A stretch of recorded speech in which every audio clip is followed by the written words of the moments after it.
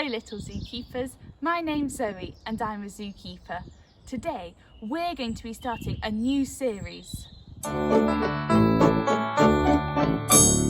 Aardvarks and zebras, penguins and pigs, buffalo, beetles and geese. Come and join in with the animal crew at Zoe the Zookeeper Zoo.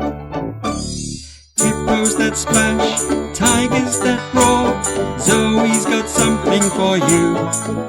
So let's gather round and get set to explore at Zoe the Zookeeper Zoo.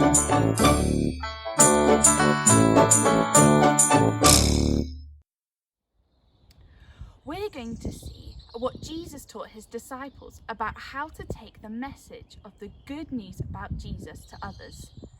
Aynsley is going to talk to us about that now. Thanks, Zoe. Well, hello everyone, welcome to the Grey House again. It's great to have you with us. You might know who I am by now, but if you don't, and you maybe don't remember or you're new, my name's Aynsley, and I'll be helping, I help out sometimes, and I'll be helping us take us through this week's session. We're about to begin a new series in Matthew, and that's all about mission, which is really exciting. Many of you know what mission is. Some of you might know people that have gone on mission, or you might have even gone on mission yourself, maybe with some of your family. Firstly this week, before we start into the passage, I just want us to think of different ways that you might be able to pass on a message. These will have changed over the years. Maybe your mum or dad or your grandparents, maybe you can ask them and see what they maybe used in the past to pass on a message. But some of your answers might be something like a telephone, a letter or an email, maybe even doing some sign language. Or you might put a message in a bottle. You could pass on a message by talking to someone. And you could even send something like a text message. Well, these are different ways to tell a message to someone. But in this passage, Jesus doesn't tell us different methods or devices for doing this, but instead he tells us we can pass on a message by how we live our lives. This is possible so that people can see that we're followers of Jesus because we do things differently. In this series, we're specifically going to see what Jesus taught his disciples about mission, which is simply passing on this message of good news about Jesus to others. I have some questions I want us to think about before we, as we go through the passage, and you can just think about them and see if you can come up with some answers. How are Jesus' followers to be different? Why are they told to be different? And what will happen because they are different? Well, as I was saying, today's passage is the first in the new series. And we begin in Matthew chapter 5. And maybe you can grab a Bible that's nearby to have a check what it says just as I go through it. Okay, now we're all ready and set. Let's jump in. The part of the passage beginning in verse 10 forms the opening section of Jesus' Sermon on the Mount. That's something you might have heard about before.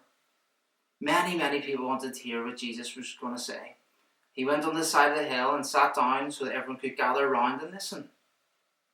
Then he began to tell them how they could follow God. He told them about heaven. He told them they should be kind to other people, even when people weren't kind to them. And he told them that they should help the poor people, and told them they shouldn't judge others as well. The first few verses we're looking at today are a series of praises for those people that follow Jesus and describe what normal Christian life is like. And the few that follow tells us about what can happen when we live our lives for Jesus, and also some of the consequences that we might have when we live for him. Basically, what can happen when we do this. Verse 10 reads, "Those who are treated badly for doing good are happy. The kingdom of heaven belongs to them."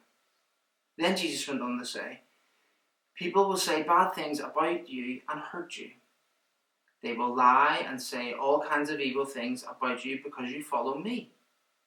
But when you do these things, you're happy. Rejoice and be glad.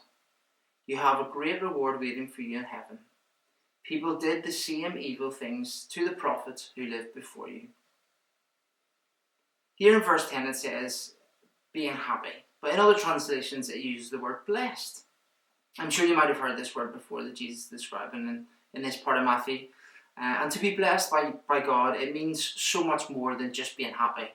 More than what ice cream might make us happy or chocolate might make us happy. Well, Jesus means so much more here when he says the word blessed.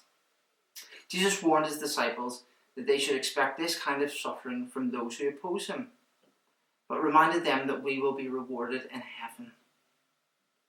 Verse 13 may sound a little bit strange to us. Jesus continues with the parable. You're the salt of the earth, but if the salt loses its salty taste, it cannot be made salty again. It is good for nothing. It must be thrown out for people to walk on. We're salt? Like the salt that we put on our chips or something else that we might have for dinner? No, this is definitely not what Jesus means. He means something else here. But let's think about salt. Salt can do lots of amazing things. Did you know when there weren't any fridges many years ago, they used salt to preserve the meat? And recently you might have even seen some trucks out and about spraying salt on the road so they don't get icy. Well, as you also know, salt has a very unique taste. I don't know if you've ever swallowed any water when you've been swimming in the sea. Maybe after this you can put some salt in a glass of water and try that. And that might just remind us each time what Jesus means to be salt. But what does Jesus mean is when we love him, we are called to be unique and distinct in this world, that people notice it. But how can we do this? We do this by sharing the good news about Jesus, by being different to everyone that we meet. We want to have this impact on everyone else that we know and meet in our lives. Jesus continues with another analogy, and this time he compares it to the light. Imagine for a second you were blindfolded, and it was all dark, and you tried to draw a picture. Well, that would be so much harder than if it was bright and you could see the pencil and the page. In verse 14, Jesus says, you're the light that gives light to the world. A city that is built on a hill cannot be hidden, and people don't hide a light under a bowl. They put a light on a lampstand, then the light shines for all the people in the house. In the same way, you should be a light for other people. Live so that they will see good things you do. Live so that they will praise your Father in heaven. We take light for granted. We just wake up every morning and expect it to be light in daytime, and we can just get on with everything that we have planned. Light makes everyone's life better. It gets rid of all the darkness. I don't think we would enjoy much if it was dark outside all the time. Well, when we follow Jesus by sharing his love, we should improve life for those around us by doing this and challenging the darkness that exists in the world. This is particularly obvious when Christians live distinctively as a church family, shining in the darkness. You may even remember the use of light and dark elsewhere in the Bible. In John chapter 1, it says, in him was life, and that life was the light of all mankind. The light shines in the darkness, and the darkness has not overcome it. Those that know and love Jesus should reflect the light of God for others to see. When we do this, when we do not let God's light shine through us, his light does not reach the rest of the world. Trying to keep God to ourselves is like hiding a light under a bowl, as the passage tells us. It's no good. But when we do let this light shine, it can overcome the darkness. Do you let your light shine? Do you reflect God's love? Well, another idea is most of us may know the song This Little Light of Mine, or even My Lighthouse. Maybe you can put these songs after, and it'll help just jog your memory and keep it in your mind. They refer to the light we have as Christians and how this should shine in the darkness. If somehow we hide away and don't share it with others, it was useless. And when it's similar with the salt, when it loses its taste, it becomes useless too. What happens when you have a candle? Does a candle lose any of its flame? Like this one? By lighting another candle? No. When one is burning, it is used to light another, and it doesn't take long to light up a whole room. This is the impact we can have by sharing the light for God, by being a shining light for God. So if we were to remind ourselves of the questions at the beginning, how are we as followers of Jesus to be different? Well, we are to be light, salt and light in the world, to live righteous lives for Jesus. Why are we told to be different? So that others can see who Jesus is. And what will happen because we are so different? Well, some will hate us because we follow Jesus and his teaching, but others will see and believe in him too. Hopefully we can remember to be salt and light throughout the week.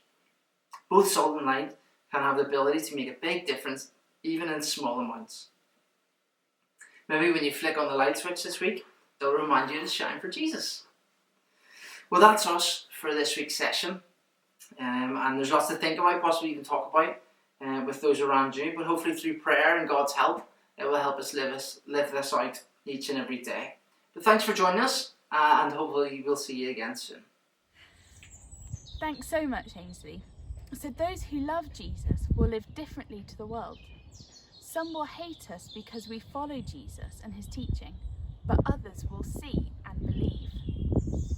Well, did you know that some people in our church go to different countries to tell people about Jesus because they want more people to see him and know about him?